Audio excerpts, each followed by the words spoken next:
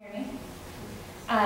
Well, I would have to say, Papa asked us to all share kind of I guess what our most vivid memory, or what was the thing about Bosnia that, we think about, that comes up in our heads every day, or that we're always thinking about in regards to that trip. And it would have to be during our time at the Phronesis Summer University when we were on the compound, and as you saw in the photo, basically sitting in a semicircle of chairs discussing some of the issues that surrounded the massacre and the war in Bosnia, from international intervention to a lot of the survivor stories. And it was eye-opening hearing from the people who were there during the early 90s, during the war.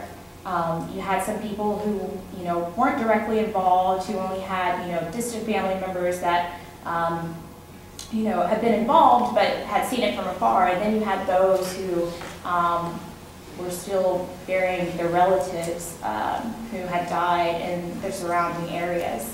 And as I learned more and I heard more stories, just sitting there in the compound, everything became just more real to me. I started to see the children and the mothers and the families there, and the uncertainty that must have been throughout the air as they heard the war going on outside of the compound. And I remember writing, I kept a journal during our time there, and it was July 3rd, which was just a couple days after we had began the actual conference. And I wrote, this was after lunch one day when we were getting ready to go back into the compound again after a break. And I just wrote, it's getting harder and harder to come back into this place. My eyes are no longer welling up because of the Bosnian weather allergies. Instead, my heart is so full, I can take it no longer. I'm now seeing, smelling, and thinking about the things the people housed here experience. It's heart-wrenching. You feel so totally helpless and small. And I think as I heard the stories of what happened here, and even as I see conflict going on today, sometimes you do feel so totally helpless and feel like there's nothing that you can do. And I think that through my experiences here in Bosnia, it showed me you have to educate and inform people and acknowledge. And if you don't do that, then you are helpless and there's nothing you can do. And so I think that's probably one of the biggest things that I came, back from Bosnia is just talk about it. You have to tell people about it. And that's what I feel like we promised a lot of people that we talked to there in Bosnia, that we were going to go home and tell people what happened, because even to this day, 20 years later, a lot of people still don't know. While our friends marched in the Peace March they told you about, Adrian, Dr. Faber, and I departed Srebrenica on a foggy morning, bound for Tuzla and Bijeljina. Other than internet photos and a small amount of information I had gathered before going there, I had little idea of what to expect. With our friends traversing the countryside on foot, I'm sure you can see the irony of Adrian and I in our automobile chariot. As we wound up and down narrow roads, traversing the country's plains, mountains, and valleys, I stared transfixed and quietly out the window, awestruck at the biodiversity and beauty of a nation that still seemed to struggle with the pains of the past, much like Safa talked about. And I wondered, what can a place so different, so rare, so unique as Tuzla, a place where all live in harmony together, a place where citizens and leaders alike join together to withstand an armed siege and the onslaught of war, what can that teach me about this majestic place? On our sojourn, we had the opportunity to see many memorials and meet with representatives from the Helsinki Citizens Assembly, the Helsinki Committee on Human Rights, and also the president of the Serbian Radical Party. We learned about the failures of citizens and civil society to respond in the wake of the Balkans crisis, about competing narratives of history and denial, and about the real political and educative obstacles to sustainable progress in the region. And I'm so struck by many of those memories.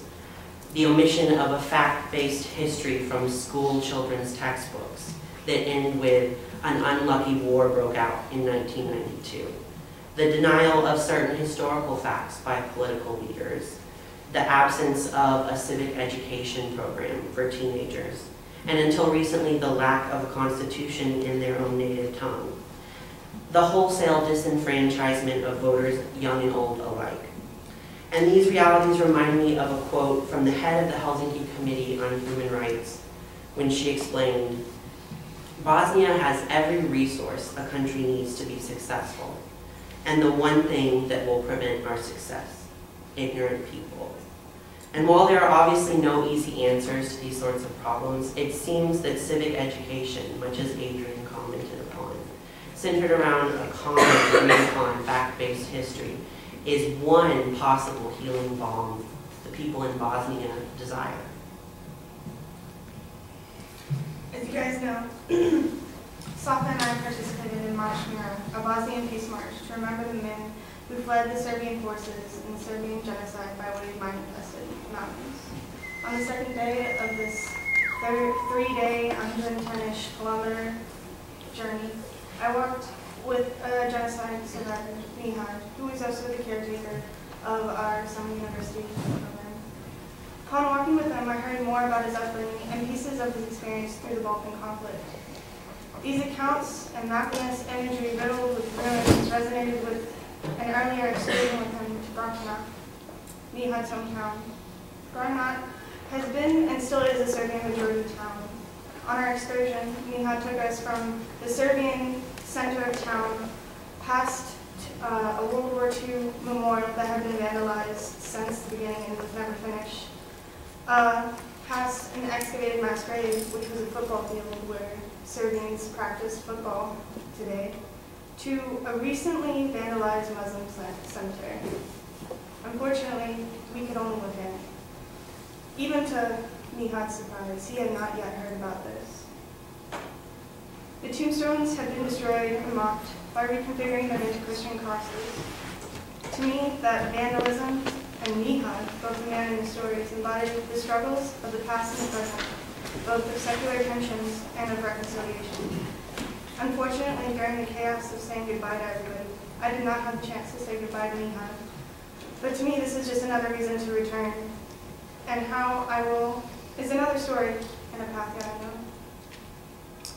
And the last thing we wanted to share was the last image I have of the compound.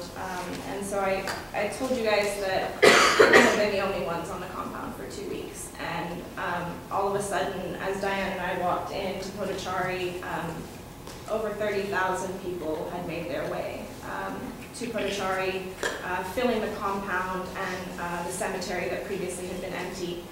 And as we were sitting on the steps, a group of us from the Summer University Srebrenica conference, about 50 or so, probably more, commercial buses had been parked on the compound and were now trying to get off the compound, get everyone off of the compound who had come with these buses to commemorate the dead. And the entrance and exit of the compound had, turned into this very panicky gridlock. No one was moving, everyone was searching for water, it was extremely hot.